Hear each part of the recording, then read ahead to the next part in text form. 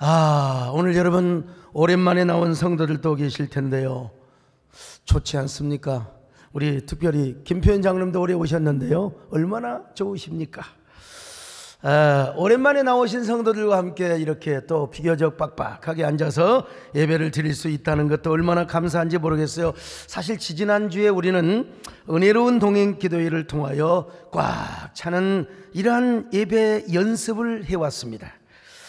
저는 오늘 이렇게 예배를 드리니까 진짜 그냥 오늘 1부, 2부에 막 춤을 추고 싶더라고요. 그렇다고 또 갑자기 춤을 출 수도 없고 우리 목사님도 돈 거 아니냐 또 그럴까 싶었어요. 제가 여러분을 기다리고 또 기다리면서 연모하는 마음으로 이런 노래를 얼마나 많이 불렀는지 몰라요. 예수 그리스도 안에서 여러분들을 연모하고 사랑하고 기다리며 그러다 보니까 목자의 심정으로 이런 노래가 자꾸 나오더라고요. 성도님이 얼마나 내게 소중한 사람인지 헤어져 있다 보니까 이제야 알 것 같네요.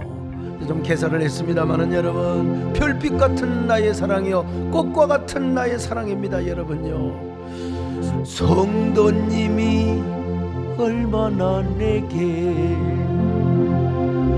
소중한 사람인지 헤어져 있다가 보니 이제 알 것 같아요. 성도님이 얼마나 내게 필요한 사람인지 헤어져 있다가 이제 알 것 같아요. 중략을 합니다. 사랑해요, 사랑해요. 주님 은혜 사모한 사람 고마워요. 행복합니다. 왜 이리 눈물이 나요? 여러분, 제 눈에 물론 꽃을 이렇게 꽂아놓으니까 또 그렇게 보입니다마는 여러분이 꽃보다 귀한 존재라고, 꽃처럼 귀한 존재라고 보여진다면 여러분 믿으시겠습니까? 그래서 오늘 제목이 꽃보다 당신이에요. 꽃보다 당신. 얼핏 들으면 무슨 연애시 제목과 같은 제목인 것처럼 보일지 모르지만 참만해요. 제가 이런 얘기 자주 하잖아요. 봄이 와서 꽃이 핀 것이 아니라 꽃송이 하나로 봄이 온다고 말입니다. 여러분이라고 하는 꽃송이 하나로 우리 세대내 봄이 오고 한국교회 봄이 오고 그리고 또 여러분 우리 대한민국의 봄이 오는 놀라운 역사요. 우리가 너무나 잘 아는 김춘수 씨의 그 꽃이라는 시가 있잖아요. 참 아름다운데요. 내가 그의 이름을 불러주기 전에는 그는 다만 하나의 몸짓에 지나지 않았다. 내가 그의 이름을 불러주었을 때 그는 나에게로 와서 꽃이 되었다. 전문을 다 읽을 수는 없습니다만은 참 아름다운 시지요. 여기서 말하는 꽃은 감각적인 어떤 실체 혹은 식물학적인 실체의 꽃을 의미하는 것이 아닙니다. 개념과 관념으로서의 꽃을 이야기하고 있어요.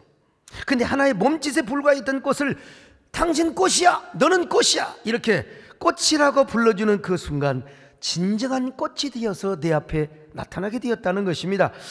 자, 여러분, 그러다가 이제 시인은 꽃에 비유되는 자신의 존재를 언급하고 있습니다. 더 나아가 시인은 꽃을 우리의 존재라고, 그러다가 꽃은 인간이 호명하고 불러주는 순간 꽃과 나는 관계성을 맺게 되고요. 그리고 동시에 내가 꽃이 된다는 것입니다. 그리고 우리 모두 오늘 모인 우리 여러분, 저와 여러분이다 뭐가 되느냐? 바로 꽃의 공동체가 된다는 것이죠. 자, 그런 의미에서 저도 이 시대에 오늘 이 시와 같은 영감을 얻어가지고 여러분들을 제가 꽃이라고 불러주고 여러분을 꽃으로 보인다고 제가 여러분에게 지금 말씀하고 있습니다. 말로만 꽃이라고 불러주는 것이 아니라 여러분에게 실제로 꽃을 한 송이씩 몇 송이씩 주면서 여러분을 꽃이라고 불러주는 거예요. 오늘 이번에 드리는 꽃은 비단향 꽃무라고 하는 꽃인데요, 이 꽃말 제가 뭐 백합도 드리고 튤립도 드리고 뭐 장미도 다 드려봤잖아요. 근데 이번에 이 꽃말이 너무나 좋아서 이 꽃을 선택했습니다. 이 꽃말이 뭔 줄 아세요? 나를 믿어주세요. 저를 믿어주세요. 여러분, 이런 비단향 꽃무보다 여러분들이 훨씬 더 아름다운 존재라는 사실을 좀 아시기를 바랍니다. 왜 그런 줄 아세요? 여러분, 오늘 이 사실을 본문에서 말씀해 주고 있어요. 오늘 본문에 보니까 모든 육체는 풀과 같고 그리고 그 영광은 풀의 꽃과 같다고 하지 않습니까? 여기서 육체를 풀과 같다고 하고 그 모든 영광을 풀의 꽃이라고 했잖아요. 그런데 이놈의 풀도 마르고 여러분 꽃도 반드시 떨어지게 되어 있습니다. 사실은요, 옛날에 화무시미롱이라 여러분 아세요? 화무는 시비롱이요 달도 차면 기우느니라. 모르세요? 아이 참, 여러분, 화무시미롱이라 아무리 아름다운 꽃도 다 여러분 그냥 시비를 못 간다는 것입니다. 자, 우리 교회 그 뒷산에는 유달리 진달래 꽃이 많아요. 그래, 뭐 벌써 지난 봄이 돼버렸네. 지금도 봄이지만요, 아이고 그냥 진달래꽃 필 때마다 올 봄에도 말이죠, 제가 진달래꽃을 보면서 야 진짜 아름답다, 정말 신비롭다. 저 꽃잎 하나하나가 저렇게 여리고 부드러운데 연분홍 아닙니까? 연분홍인데 어떻게 저렇게 아름답게 신비롭게, 이렇게 바람이 불고 비가 오면 야 꽃잎이 다칠까 봐서 내가 뭐 우산 씌워 하루 종일 씌워줄 수도 없는 것이고 참 안타까워. 근데 여러분, 제가 일주일 후에 진달래꽃이 어디 되었나 가봤더니 세상에 다 시들어져 버리더라고. 시들어져 버렸어. 어쩌면 이렇게 야속하게 시들어지는지. 여러분, 우리 인생의 꽃이 그렇다는 겁니다. 우리 인생의 영광이. 우리 백공기 시장님 시장 됐다고 그저께 축제 벌였는데 벌써 4년이 금방 지나가 버렸잖아요. 금방 지나가 버렸잖아요. 여러분, 진달래꽃뿐입니까? 벚꽃도 마찬가지입니다. 진짜 꽃터널을 이룬 벚꽃들이었는데, 여러분, 저기 사진을 잘못 찍어서 그렇지 지금 밑에를 찍어서 전부 다 벚꽃, 내 얼굴을 찍기 위해서 저런 것이 벚꽃 터널이야. 그런데 며칠 후에 갔더니 세상에 꽃잎이 다 떨어져 버렸어. 정말. 그래서 오늘 본문에 보니까 여러분요, 다 꽃은 떨어진다는 겁니다. 화무는 시비롱이요. 근데 오늘 본문에 보니까 영원히 시들지 않는 꽃이 있다는 겁니다. 영원히 시들지 않는 영원의 꽃이요. 여러분, 우리 육체는 풀이고 우리 육체의 영광은 풀의 꽃이라는 거 아니겠습니까? 풀은 마르고 꽃은 떨어지지만 영원히 존재하는 게 있어요. 이게 바로 뭐냐? 주의 말씀이라는 겁니다. 주님의 말씀이요, 주님의 말씀.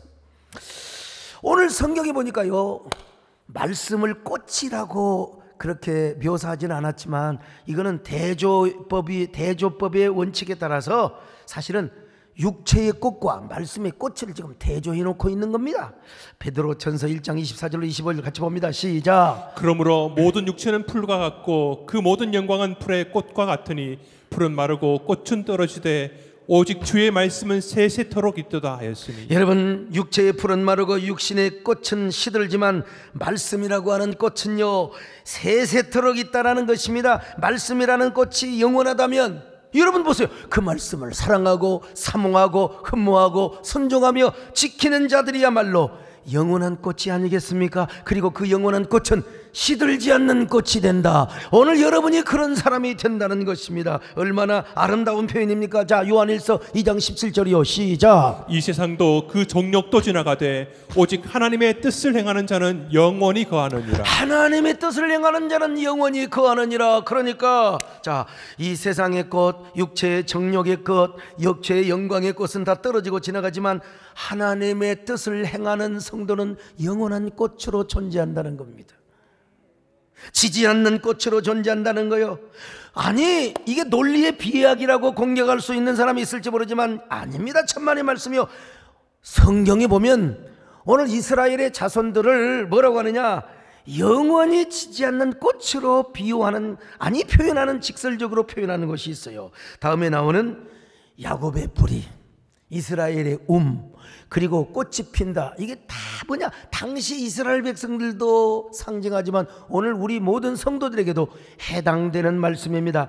기가 막힌 말씀이 이사야 27장 6절을 같이 봅니다. 시작. 후일에는 야곱의 뿌리가 박히며 이스라엘의 움이 돋고 꽃이 필 것이라. 그들이 그 결실로 지면을 채우리로다. 야곱의 뿌리가 박히며 이스라엘의 움이 트고, 그리고 그 속에서 뭐가 트느냐? 꽃이 핀다는 것입니다. 그러므로 여러분, 하나님의 말씀대로 사는 성도도 영원한 꽃이라는 겁니다. 이 말을 다시 바꿔서 말하면, 예수 믿고 거듭난 사람은 말이요, 바로 다 영적인 이스라엘의 꽃이요, 믿음의 꽃이요, 영혼의 꽃이라는 거요. 왜냐하면 거듭난 사람에게는 바로 말씀의 씨, 이게 그냥 그 꺼져가는, 썩어가는 육신의 꽃씨가 아니라 하나님의 말씀의 꽃씨가 우리 마음속에 뿌려졌다는 것입니다. 그 말씀의 꽃씨가 싹이 나고 자라서 꽃이 된다는 것이죠. 자, 베드로전서 1장 23절, 복음의 씨가 우리에게 뿌려졌어요. 시작. 너희가 거듭난 것은 썩어질 씨로 된 것이 아니요 썩지 아니할 씨로 된 것이니 살아있고 항상 있는 하나님의 말씀으로 되었느니라. 하나님의 말씀으로 되었느니라. 복음의 꽃씨가 우리에게 뿌려졌어요. 특별히 이사야 40장 8절에도 이런 말씀을 하고 있습니다. 이사야 40장 8절 시작. 풀은 마르고 꽃은 시드나 우리 하나님의 말씀은 영원히 서리라 하라. 그렇습니다. 여러분, 오늘 이 말씀이 오늘 본문의 원조. 풀은 마르고 꽃은 시드지만 우리 하나님의 말씀은 영원하다, 이 말입니다. 더구나 여호와의 영광이 나타난 육체는 하나님 보시기에 아름다운 꽃이 되어서 예수 그리스도가 오시는 모습을 보게 된다는 겁니다. 이사야 40장 5절입니다. 시작. 여호와의 영광이 나타나고 모든 육체가 그것을 함께 보리라. 이는 여호와의 입이 말씀하셨느니라. 여호와의 영광이 나타남을 받은 그 육체는 예수 그리스도의 오심을 보게 된다는 것입니다. 그런데 그뿐이 아닙니다. 여러분, 이사야서를 보면은 끝까지 남아있는 자들에게는요, 하나님께서 아름다운 화관의 축복을 주신다는 것입니다. 그냥 꽃송이가 아니라 여러 꽃송이가 모여져야 여러분, 화관, 꽃의 면류관이 만들어지는 것이 아니겠습니까? 오늘 어떤 사람이요, 예배를 드리러 현장 예배 오는 여러분들을 하나님께서 화관의 축복으로 화관의 면류관을 씌워 주시기를 바랍니다. 오늘 여러분 모두가 다 화관이 되시기를 바랍니다. 이사야 28장 5절을 봅니다. 시작. 그날에 만군의 여호와께서 자기의 백성이 남은 자에게 영화로운 면류관이 되시며 아름다운 화관이 되실 것이라. 아름다운 화관이라, 이 말. 그러니까 여러분은 하나님 보시기에 어떤 사람이냐? 아름다운 꽃보다 신비스럽고 경탄스럽고 감탄스러운 존재라는 것입니다. 특별히 어떤 때에 오늘 현장 예배 오신 여러분들, 우리 주님이 여러분을 얼마나 기다리시고, 여기 목사도 기다렸는데 우리 주님께서 오늘 1부, 2부, 3부, 야, 하나님께서 사람들을 보내주신데 역시 우리 세대교회는 예배 탄력성이 아주 확실한 교회다. 아직도 군뱅이처럼, 아니요, 앞으로 4부 예배도 있고 5부 예배도 있습니다. 여러분, 우리 게으름 피우지 말고, 이 정부에서도 이제 방역조치 다 풀었으니까 교회의 실력을 보여줘야죠. 예배의 실력을 보여야지요. 봐라, 우리 이렇게 모이지 않느냐. 그렇다고 여러분 또 메롱하시면 안 됩니다. 여러분, 우리가 참 의료진들을 우리가 축복하고 지금까지 수고했던 분들 참 축복하며 살아야 되는데요. 제가 지난주 목요일 저녁 산행을 하고 오던 길에 우리 교회 담벼락에 철쭉이 화사하게 피어버렸대. 세상에. 저녁에 제가 찍은 사진인데요, 진달래가 지고 나니까 철쭉이 피잖아요. 제가 너무 신기해서 꽃들을 자세하게 봤습니다. 나태주 시인의 시가 생각났어요. 꽃을 보듯 너를 본다. 자세히 보아야 이쁘다. 오래 보아야 사랑스럽다. 너도 그렇다. 우리 성도가 꽃이라는 존재를 다시 생각해 봤어요. 꽃을 보듯 성도들을 보련다. 그렇다면 제 눈에도 여러분들이 저렇게 아름다운 꽃으로 보인다면 하나님 보시기에 여러분들이 얼마나 꽃보다 귀한 존재로 보이겠습니까? 이러한 꽃들이 모여서 영혼의 꽃밭을 이루는 거예요. 예수 그리스도 안에서 꽃 향기를 진동시키며 하나님을 경배하는 모습이 얼마나 귀하게 보이겠습니까? 제 방 입구에는 아름다운 그림이 있습니다. 저거 아주 수백 호짜리 큰 그림인데요, 철쭉꽃이 한반도 모양으로 화려하게 피어있는 그림입니다. 화가이신 우리에게 조행자 집사님께서 국전에서 여러 번 상을 받으신 분인데요, 홍대 나오셔서 저 그림을 교회에 기증을 하셨어요. 그래서 내가 저 그림이 좋아서 제 방 앞에다가 붙여놨어요. 볼 때마다 여러분, 꽃을 바라보고 감탄할 수 있는 사람만이 마음에서 꽃을 피운다고 했잖아요. 그래서 계속 저 꽃을 바라봅니다, 여러분요. 예. 오늘 예배를 드리고 있는 여러분의 모습이 하나님 보시기에 바로 꽃보다 귀한 당신임을 믿으시기를 바랍니다. 예, 얼마나 하나님의 눈에 아름답게 보이겠습니까? 그런데 사실 저렇게 아름다운 꽃들이, 여러분이 아름다운 꽃들이 이 원수 같은 코로나로 인하여 적지 않는 세월 동안 헤어져 있었습니다. 흩어져 있었습니다. 저 이스라엘 백성들이 바벨론 땅에 종으로 끌려갔을 때 하나님의 성전을 향하여 저 바벨론의 그발강가에서 성전을 사모하며 갈 수가 없었잖아요. 예루살렘으로 돌아오고 싶어도 돌아올 수 없었던 저들 말이요, 사실 겁이 나서 못 나와. 교회 와서 혹시 코로나 걸릴까? 어이구, 그 감염에 노출이 되고 끄떡하면 감기 잘 걸린 사람은 괜찮아요, 안 오시기 잘하셨어요. 근데 지금은 이제 와도 괜찮아요. 이제 뭐 코로나 걸려서 죽은 사람 못 봤어요. 제 주변에 이제 없어요, 여러분. 오늘 우리가 사실은 떨어졌어요. 떨어졌지만 그래도 예수 그리스도의 믿음 안에서 우리가 뭐가 됐어요? 꽃으로 헤어져 있었습니다.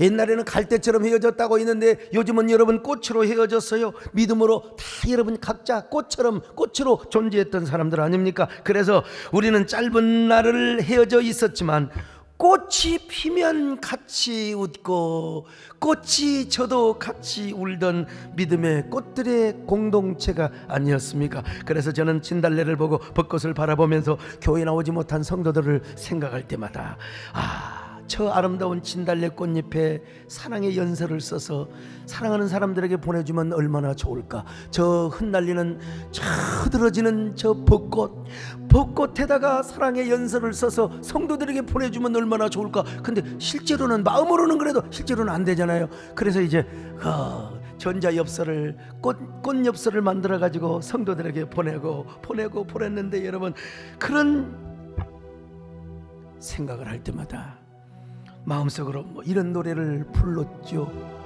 이런 노래를 부르고, 이런 노래를 부르면 또 눈물이 핑 돌고 마음이 막 그냥 탁 울컥해지고 말이죠. 꽃이 피면 같이 웃고 꽃이 져도 같이 울던 꽃보다 당신에게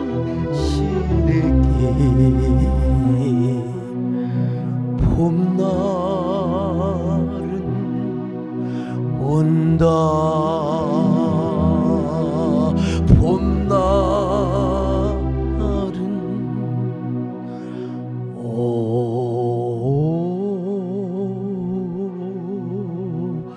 온다.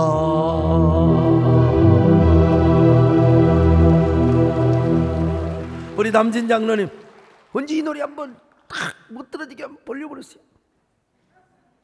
원래 이 노래 가사는 봄날은 간답니다. 봄날은 간다야. 제가 뭐 봄날이 가는 게 두렵고 겁이 나고 뭐 그냥 그래서 아쉬워서 제가 이렇게 부르는 건 아니고 가야 오는 거죠, 사실은. 그러나 꽃송이 하나로도 봄이 온다는 사실을 제가 계속해서 강조하는 연장선상에서 봄날은 간다고 부를 수 있죠. 그런데 여러분, 꽃송이 하나로, 여러분이라고는 꽃송이 하나로 여러분, 우리 세대의 봄이 오는 줄로 믿습니다. 한국교회 봄이 올 수 있기를 바랍니다. 그냥 꽃보다 당신에게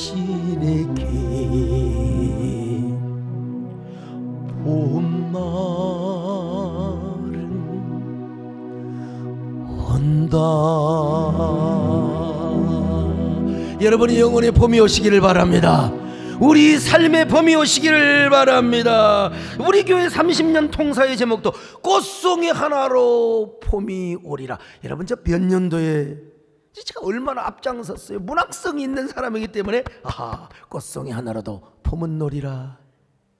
저거 하고 나서 여러분, 제가 총회장이 되고 한교총대표 회장이 되어서 우리 한국교회 가장 힘든 때에 진짜 저는 눈물을 흘렸지만 많은 분들이 웃음꽃이 피도록 섬기고 봉사했던 거 아닙니까? 저뿐만 아니라 우리 교회의 역사가 실제로 그랬지 않습니까? 여러분, 오랫동안 헤어져 있었지만은 예배당에 그립지 않던가요? 현장 예배 오고 싶지 않던가요? 우리 김표현 장로님 오고 싶었지요? 할렐루야. 오늘 오니까 얼마나 좋아요. 현장 예배 올 수 없는 상황이었지만, 그러나 고향이 그리워도 못 가는 신세. 아니, 이북이 고향이면 오늘 이북 예배 장충식 장로님 오셨는데 그분은 고향이 이북이시거든요. 예. 자, 이런 분들은 고향에 가고 싶어도 고향에 갈 수가 없어요. 그러니까 고향이 사무치게 그리워진 거죠. 사무치게 그리워진 거죠. 왜 그런 줄 아세요? 우리에게는 토포필리아적 본성이 있기 때문에 그래요. 토포필리아, 장소를 뜻하는 토포스, 그리고 사랑을 뜻하는 필리아. 그러니까 이게 뭐냐? 어떤 특정한 장소에 대한 정서적 유대. 좀 쉽게 말하면 정말 내가 옛날에 뭐 첫사랑을 나누었던지, 내가 어디에 어떤 장소에서 진짜 구사일생으로 내가 뭐 구원을 받았다든지, 그 장소를 잊을 수가 없어요. 잊을 수가 없어요. 그러니까 특별한 장소에 대한 정서적 애착감, 유대감, 이걸 뭐라고 하느냐? 토포필리아라고 그래요. 그런 의미에서 우리는 고향을 잊을 수는 없습니다. 여러분, 꼭 고향이 아니더라도 아름다웠던 그 어린 시절의 추억이 있잖아요. 그 추억과 관계된 장소는 애틋하고 아련하게 느껴지게 되어 있습니다. 아마 이런 이야기 하면요, 김소월 시인의 엄마야 누나야 강변 살자, 뜰에는 반짝이는 금모래빛, 뒷문 밖에는 칼잎의 노래, 엄마야 누나야 강변 살자, 이런 거 제가 낭송을 하는데 졸리는 사람은 인생에 소망이 없는 사람입니다. 죽은 사람과 별배 다를 바가 없어요. 이런 거 하면 벌써 돌아가신 어머니가 생각이 나고, 누이 생각이 그리워지고. 우리 작고하신 이어령 교수님에 의하면은 이 강변은 남성적 공간이 아니라 여성적 공간입니다, 여러분요. 형아야 아빠야 강변 살자, 그러면 이게 벌써요, 아버지 혼내는 거 생각나고, 형이 그냥 두드러 패는 거 생각나고. 그래서 여러분, 여성적 공간으로 만들었어요. 여성적 공간, 따뜻한 강변, 자연과 생명이 흘러넘치는 강변이라는 공간에서 포근한 삶을 한번 누려보자는 거예요. 인생의 근원적이고 원초적인 그 삶의 낙을 한번 느껴보자는 것입니다. 그래서 소월의 시에는 모든 현대인이 추구하고 갈망하는 원초적 생명의 공간과 삶의 근원이 그려져 있습니다. 그리고 삶의 원형의 세계를 갈구하고 있는 이러한 그 갈망의 모습을 짧은 시를 통하여 묘사해 주고 있어요. 다시 말하면 실존적이고 영원한 세계를 갈망하는 토포필리아를 느끼게 해준다, 이 말이. 그래서 이 노래를 부르면 우리 마음이 어린 시절로 돌아가요.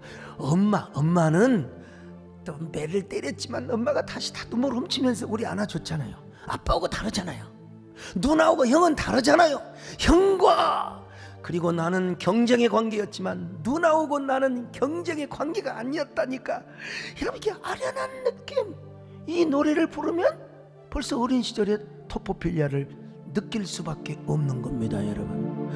엄마야 누나야 강변 살자, 둘에는 반짝이는 모래빛, 뒷문 밖에는 걸잎의 노래, 엄마야 누나야 강변 살자.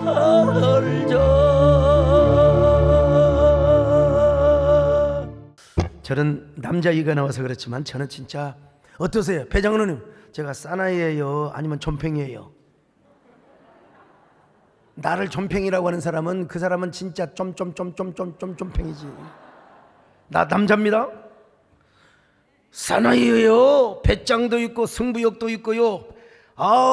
여러분 대중 앞에서는 내 호랑이처럼 야성적 설교를 하는 사람입니다. 난요, 사람이 많을수록 사람이 많아야 돼. 적으면 별로 남녀장은 안 그래. 사람이 많아야 그냥 노래가 나오는 거지요. 난 사람이 많아야 메시지가 막 사자후로 막 그냥 토해지는 거예요. 막 수십만 명이 모인 곳에서 진짜 나비처럼 날아서 벌처럼 쏘는 설교를 여러분 제가 저 보에 저 현장에서 저기 얼마가 모인 줄 아십니까? 저게 그때 50만 명 모였어요. 50만 명. 근데 이상하게요, 진짜 제가 사랑하고 존경하고 정말 내가 우러러 보는 사람 앞에서는 어린아이가 됩니다. 어린아이가 돼요. 절대로 까불지 않습니다. 왜냐하면 제 안에 순수시대를 꿈꾸는 소년의 감성이 여전히 살아있기 때문에 그렇습니다. 더더구나 저는 시를 쓰는 사람이거든요. 그러니까 시적 감성에 젖어 있으면 제 마음이 한없이 여리고 부드럽고, 그리고 연분홍 저 비단, 비단이 아니죠, 진달래 꽃잎처럼 그렇게 여리고 부드러워지는 겁니다. 여러분, 부끄러워하는 소년의 감성이 있기 때문에 그래요. 이건 이제 융의 심리학적으로 볼 때 그렇습니다. 그런데 제가 어린 시절에 초등학교 시절 정말 좋아했던 여학생이 봄날에 쑥쑥을 캐는 모습을 내가 봤어요. 그래서 오랫동안 훔쳐봤던 고백합니다. 여러분, 쑥 캐는 소녀를 훔쳐봤지요. 근데 뭐 나만 좋아했나, 지도 좋아했지 뭐. 비웃지 마세요. 그때가 몇 학년이냐? 초등학교 4학년 5학년 때였습니다. 초등학교 4학년 5학년 때. 저 교과서 한번 보여줘 보세요. 내가 5학년 교과서를 갖고 있는데, 와, 저기요, 저기 저 뭐더라, 그 동시 한번 보여줘 보세요. 야, 뭐죠? 봄이 이 봄을 찾아서. 우리가 저 공부하고 저런 거 갖고 박선혜 전사님 검정고시 할 때 저 공부 다 하셨을 거 아니에요. 초등학교는 뭐 저거 가지고 공부했던 사람이 중견 시인이 되고 오늘날 이렇게 목회자가 돼서, 참, 그러니까 이 학업의 과정이 얼마나 중요한지 알 수가 없어요. 그런데 중요한 건 저렇게 어릴 때 이성의 눈이 띄었다. 여러분, 제가 무슨 말씀을 드리려고 하느냐면, 우리에게는 실존적 토포필리아만 있는 게 아니라는 겁니다. 영혼의 토포필리아가 있어요. 영혼의 토포필리아.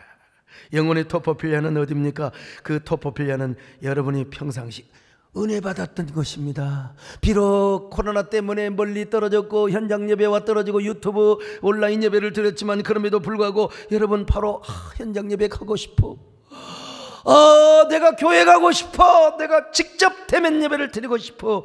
요 마음을 갖게 해주는 게 바로 영혼의 토포필리아였다는 것입니다. 영혼의 토포필리아.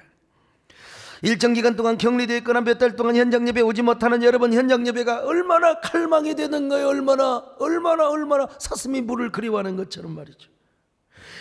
과거에 은혜 받았잖아요. 수련회 때 은혜 받았고, 신년 축복에서 은혜 받았고, 교회 주일 예배 때 은혜 받았고, 철학기도 때 은혜 받았고. 그런데 이 원수놈이 때문에 기저질환이 있거든요. 그래서 백신도 못 맞았어. 그러니까 올 수가 없는 거지 사실은. 그런데 이제 하나님의 은혜 가운데 대부분의 성도들이 다 회복이 되어가지고 오늘 이렇게 이 자리에 앉아 계시니, 야, 여러분들은 영혼의 토포필리아에 찾아오는 사람들입니다. 그러니까 여러분들이 하나님 보시기 어떤 사람이냐? 영혼의 꽃이요, 믿음의 꽃이요, 그리고 아름다운 사랑의 꽃으로 앉아 있는 것입니다. 아니라 여러분, 꽃이라고 해서 식물학적인 꽃과 비교하는 것이 아니에요. 오늘 성경에 하나님 말씀만이 영원한데, 그 말씀이 영원한 꽃인데, 그 말씀을 사랑하고 순종하고 그 말씀대로 순종하는, 그 말씀대로 살아가는 사람들, 여러분, 해이지 않는, 또 무너지지 않는, 또 시들지 않는, 떨어지지 않는 영원한 꽃이라는 겁니다. 믿으시기를 바랍니다. 여러분은 식물학적인 꽃과는 비교할 수가 없어요. 신비한 꽃입니다. 영혼의 꽃입니다. 그리고 믿음의 꽃입니다. 그리고 여러분요, 정말 순수 사랑의 꽃이에요. 영혼에 지지 않는. 그래서 오늘 제가 설교 제목이 뭐냐? 꽃보다 당신이라고 했어요. 꽃보다 당신. 제가 지지난주에도 글을 썼습니다마는 우리 교회 박시은 성도가 계세요. 이분은 죽전 카페 거리에서 시엘로라고 하는 카페를 운영하고 계시는데 덕실한 하여간 타종교, 덕실한 타종교, 뭐 타종교라고 내가 뭐라고 하기는 그렇지만 아무튼 그러니까 거기 개업을 해놓으니까 막 여기저기서 전도하러 오는 사람들이 막 아이고 예수 믿으시라고 말이야 우리 교회 나오라고 주먹었다 주고 뭐다 오니까 질려가지고 그냥 사람들한테요 막 염주를 주면서 막 그냥 염주 타령을 하고 말이요 그냥 그 불경을 갖다 놓고 그러니까 얼마나 이제 전도로 오는 사람이 무안하겠습니까? 이런 사람은 항상 잘 되치기를 해야지 그냥 가서 그냥 오자마자 우리 교회 오세요 그러면 안 돼요. 우리 성도들은 가서 뭐라고 했냐면 교육자들이 가서 커피부터 마시면서 아메리카노 하나 주세요. 그래 커피를 마시면서 요즘 코로나 때문에 장사가 잘 되세요? 어려운 일 없으세요? 저희들이 뭐 섬겨드려야 할 것 없나요? 아이고 어떻게 이렇게 저한테 다 배워가지고 그렇게 싹싹한지 모르겠어 그냥 하여간 왕대밭이 왕이 난다고 진짜 제가 이렇게 상냥하거든요. 누구한테든지 우리 교인들이 그냥 안녕하세요 무슨 말이죠. 그러니까 이제 박시은 성도의 마음이 점점 마음의 문이 열려지기 시작하면서 오히려 자기가 먼저 우리 교회의 교육자와 성도들에게 이제 뭐 인생의 문제를 털어놓고 상담하고 뭐 고민하는 얘기 막 다 이렇게 하는 거예요. 그러다가 마침내 우리 교회를 와버렸어요. 그 생전 처음으로 교회 오니까 얼마나 어색하겠습니까? 어색하지요. 찬양도 익숙하지 않고 말이죠. 가시방석에 있는 것처럼 막 얼마나 목사 설교가 꼰대처럼 들리고 진부하게 들리겠습니까? 여러분 제가 그러나 미안하지만 꼰대같이 생겼습니까? 꼰대는 다 같이 시간이 되었으므로 이런 게 아니에요. 나 그래 안 하잖아요. 근데 이분이 교회를 딱 왔는데 야 목사가 설교를 하는 초입부에 하모니카를 불어 버렸어. 그 하모니카가 나의 살던 고향은 꽃피는 산골. 그러니까요 어린 시절의 아련한 추억과 자신의 인생이 돌봐지면서 하염없이 눈물이 나더래. 어떤 사람은요 막 목사가 뭐 어떠다가 막 대중가요도 부르고 하모니카 부른다고 비판하는 사람이 있는데 그렇게 비판하지만 나는 저렇게 해서 영혼을 구원하는 사람이에요. 아니 뭐 누구는 이렇게 고상하게 할 줄 몰라? 다 같이 시간이 되었으므로 다 도전할 수 있어요. 근데 영혼이 떠나면 안 되지. 영혼을 구원해야죠. 영혼을. 참 눈물이 나더래. 그리고 담임 목사의 설교가 자신의 삶을 포근하게 안아주고 애워싸고 둘러싸는 것처럼 느껴지더라는 거예요. 그래서 그 양반이 획 돌아버렸어요. 새벽기도 나오죠. 철학기도 나오죠. 수요예배 나오죠. 세상에 2부 예배, 1부 예배 한 번 드리고 또 5부 예배 한 번 또 나와요. 그러다가 영상 간증을 하게 된 거예요. 자기가 이랬다고 말이죠. 야 진짜 우리 교회 이런 사람이 있네. 난 저 대가 뭐 교인이 많으니까 모르잖아요. 저 영상 간증을 듣고 야 내가 카페 한번 가겠다고 내가 10번도 약속을 했을 거예요. 그런데 간다 가야지 해놓고 한 해가 지나가 버렸어요. 제가 좀이 바쁜 사람입니까 여러분? 그러다가 지난번에는 자 시간 약속을 해버렸어요. 내가 한번 가겠습니다. 이건 전부 다 내가 사기꾼 거짓말하는 거지. 안 돼. 목요일날 하여간 4시 정도 가겠습니다. 가겠다고 하고 가려고 하니까요 야 뒷산의 진달래가 저를 또 유혹하는 거예요. 나 지기 전에 한번 와서 봐달라고 사진 찍어달라. 벚꽃 목련할 것 없이 전부 저를 유혹하는 겁니다. 거기는 저녁에 가도 되잖아요. 낮에 석양에 지는 해 나와 함께 사진 좀 찍어달라고. 정말 그 꽃들의 소리가 나를 얼마나 마음을 흔들려 버렸는지 몰라요. 아니야 우리 현승이처럼 아니야 저 꽃보다 내 설교 연애 받고 삶이 송두리째 변화되어 버린 성도와 약속을 지켜야지. 아이고 가자. 내가 우리 성도한테 갔습니다. 시엘러 카페로 갔습니다. 그랬더니 막 성도들이 벌써 담임 목사가 온다고 또 한쪽을 다 장악을 하고 있어. 다 다른 손님 오지 말라고. 아이 다 그냥. 그리고 아예 문을 딱 잠가버려. 내가 들어가니까 문을 딱 잠가버리는 겁니다. 잠가버리고 오늘 이 자리는 온전히 담임 목사님의 전용 공간입니다. 그러면서 저를 대접한다고 아메리카노 커피로 시작해서 천혜향 감귤 주스, 뭐 에그 타르트 클래식, 크림치즈, 호두, 카카오, 초코 등 아이고 다 갖고 오는데 나도 당 관리를 해야 되는 사람인데 어떻게 다 먹습니까? 그래도 내 눈대로 다 먹었어요. 여러분요, 목회는 잘 먹어줘야 목회를 잘하는 거예요. 목회와 먹회는 거의 비슷합니다. 네. 그래 목사와 먹사는 이웃 사촌입니다. 그 미국에서 꼭 오래 살다 온 사람은 꼭 목사가 안 돼가지고 오 먹사님, 오 소 먹사님. 참. 다 내놓았는데 다 먹었습니다, 여러분. 담임 목사님 오셨다고 말이죠. 네, 그랬어요. 성도님 마르다가 되지 마시고 마리아가 되소서. 마리아가 되십시오. 마리아가 되십시오. 그랬더니 제가 이제 기도해 준다고 그랬더니 또 어디서 그런 걸 배워가지고 절에 다니면 또 다 그러나 아무튼 간에 또 감사한금을 두둑이 갖고 왔어요. 기도해 달라고 제가 기도를 쫙 해줬지요. 교구 목사님이신 우리 이민식 목사님에 의하면은 박시은 성도님이 우리 교회를 나온 이후로 30명을 전도했대요. 와, 앞으로는 더 많이 안 돼요. 앞으로는 나는 저렇게 바쁘게 돌아다녀도 저런 분들이 전도를 해주니까 여러분 우리 세eden 교회가 오늘 예배가 바로 그냥 회복이 돼버리잖아요. 그냥. 아유 정말. 근데요 거기 보니까 그 프론트에다가요 계산대에다가 주보, 세eden 교회 저 신문할 것 없이 전도 도구 다 갖다 놨어요. 그러면서 오는 사람마다 나는 예수님을 믿고 너무나 행복해졌어요. 세eden 교회를 다니면서 너무 마음이 평안해졌어요. 여러분 내가 얼마나 감동이 되겠습니까? 얼마나. 그래서 막 기도를 해주고 그리고 다시 안경을 쓰고 보니까 이제는 그 박시은 성도의 얼굴이 이제 사람이 아니라 꽃으로 보이는 거예요. 꽃이라 보이는 거예요. 꽃이라 보이는 거예요. 아름다운 영혼의 꽃이요. 성도님이 얼마나 내게 소중한 사람인지. 그냥 노래가 절로 박자하고 나하고 따로 놀아요. 아무튼 예. 예수 그리스도 안에서 아름다운 꽃송이로 보여요. 그런데 그 한 송이의 꽃으로 인하여 우리 세대에 봄이 오게 될 것입니다.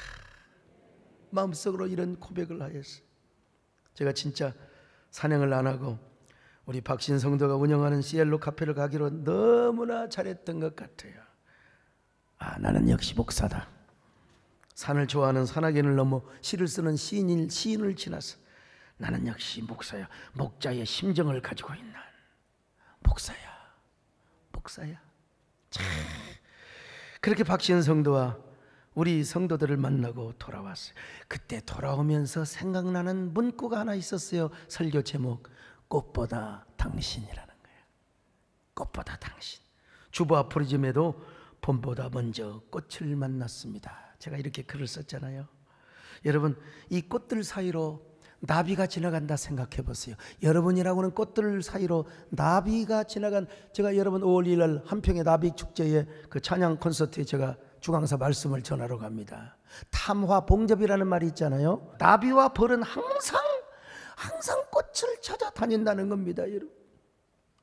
여러분 집에 정말 나비를 불러드리고 싶으세요? 꽃밭을 갖고 보세요. 그러면 나비는 어디서 온지 저절로 오게 되어 있으면 반드시 옵니다. 여러분 이 꽃 가지고 여러분 저 놀이터에서 1시간만 있어 보세요. 어디서 오는지 나비가 와요. 호랑나비 한 마리가. 근데 여러분 똥파리를 좋아하시면은 그 동태 명태 홍어 썩은 거 가지고 아파트 베란다에다가 좀 두세요. 1시간이면 10몇 층 아파트에 똥파리가 어디서 나오는지 몰라요. 그러니까 여러분 같은 사건을 봐도요 똥파리 시각을 갖고 있는 사람은 맨날 썩은 것만 보는 거예요. 부정적인 것만 보는 거예요. 저같이 꽃을 보고 꽃을 보듯 너를 본다. 이러면 항상 상대방의 장점만 보이고 좋은 부분만 보이게 되는 거예요. 나비가 돌아낸다고 생각해요. 나비 효과가 일어나요. 그 나비 효과 때문에 하나님 앞에서는요, 아름다운 향기를 보좌 위에 올려보내고, 그 나비가 날갯짓을 할 때 우리 교회의 성도들의 믿음을 회복하며 예배를 회복하며 봄이 오게 하며 한국교회를 회복하게 하는 놀라운 축복, 여러분이 그런 꽃과 같은 존재요, 나비와 같은 존재가 되시기를 축원합니다. 여러분, 우리가 이렇게 꽃이라면 계속해서 꽃을 피워야 되겠죠. 어디서 꽃을 피워요? 여러분 안에도 꽃을 피워야 되겠지만, 여러분 주님의 통산이 어디요? 몸된 교회지요. 교회에서 예배를 통하여 꽃을 피우시기를 축원합니다. 믿음의 꽃을 피우시기를 바랍니다. 순결의 꽃을 피우시기를 바랍니다. 아멘. 주님 예수, 나의 동산, 내 마음속에 동력한 아침 햇살 가득한 꽃, 활짝 피는 백감 같은 그 안에서 이 생명도 피어나는 꽃들이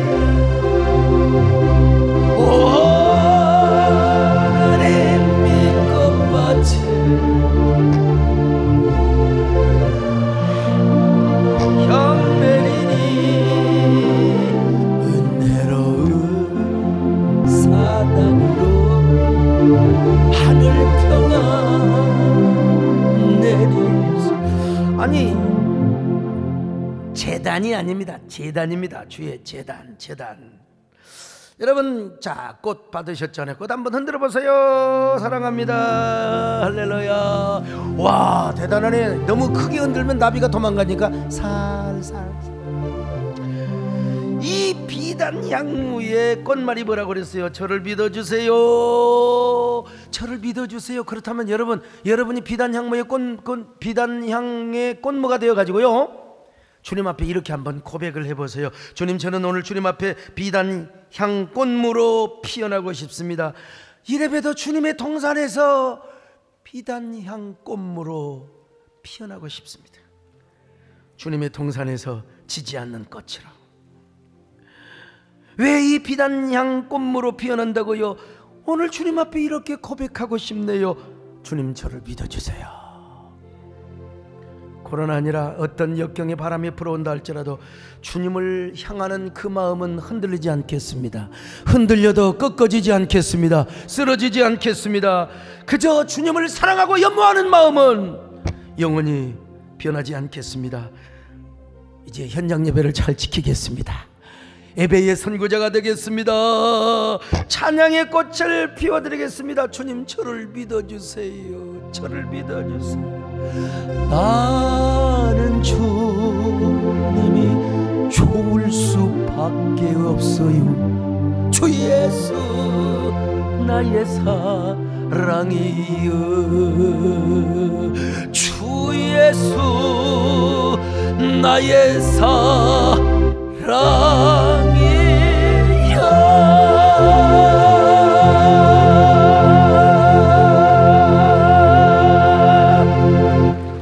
저는 주님과 여러분에게 이렇게 고백하고 싶습니다. 성도 여러분, 주님, 저 역시 주님과 여러분 앞에 비단향 꽃무로 피어나고 싶습니다. 여기 소목사를 믿어주십시오. 저 역시 꽃보다 당신이라는 설교 제목처럼 나는 주님이 먼저고 성도가 먼저입니다. 주님, 저를 믿어주소서. 제가 지난날 이래 살아왔지 않습니까? 사랑하는 성도 여러분도 저를 믿어주시기를 바랍니다. 오늘 설교 제목인 꽃보다 당신이라는 말처럼 여러분은 꽃보다 더 귀하고 아름다운 당신, 소중하고 또 소중한 아름다운 꽃입니다. 어떻게 우리가 아름다운 꽃이, 주님의 꽃이 될 수 있나요? 이거 거듭나면 되는 거예요. 말씀에 씨가 뿌려지면 되는 거예요. 자, 베드로전서 1장 23절 시작. 너희가 거듭난 것은 썩어질 씨로 된 것이 아니요 썩지 아니할 씨로 된 것이니 살아있고 항상 있는 하나님의 말씀으로 되었느니라. 더더구나 여러분, 하나님의 뜻을 행하면 여러분 얼마나 아름다운 꽃으로 변하겠습니까? 그리고 여러분 현장 예배를 사모하며 그리워하는 사람 얼마나 아름다운 꽃으로 피어나겠습니까? 여러분 더더구나 아름다운 화관이 되시기를 축원합니다. 꽃보다 아름다운 당신이여, 화관이 되시는 여러분이여, 말씀의 화관이 되시기를 바랍니다. 그러니까 여러분 오늘 우리 모두 이렇게 고백해야 돼요. 오직 주님만이 내 사랑이요, 내 생명이, 내 소망이요, 내 행복이라고 고백하셔요. 이런 사람의 이런 아름다운 꽃들이 될 수가 있습니다. 온 세상 다 변한다 할지라도 주님만 사랑하는 꽃보다 향기로운 성도 되시기를 주님의 이름으로 축원합니다. 주님의 이름으로 축원합니다. 할렐루야. 주님은 내 사랑이요, 고귀한 내 생명이요, 내 가는 인생길에서 주님은 내 소망이요, 주님은 내 행복이요, 나에게 참 사랑이요, 그 무엇과도 바꿀 수 없는 주님은 소중한 주님. 나 주님 영원히 사랑하리.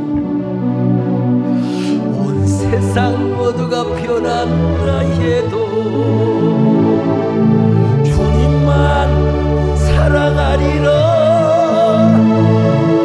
아무리 험난한 길도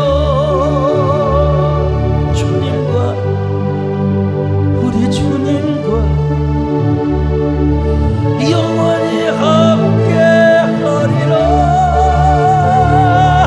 가리라. 가서 영원토록 우리 주님만 찬양. 가슴에 손을 얹고요. 가리라. 가서 영원토록 우리 주님만 사랑하리라. 우리 주님만 찬양하리라.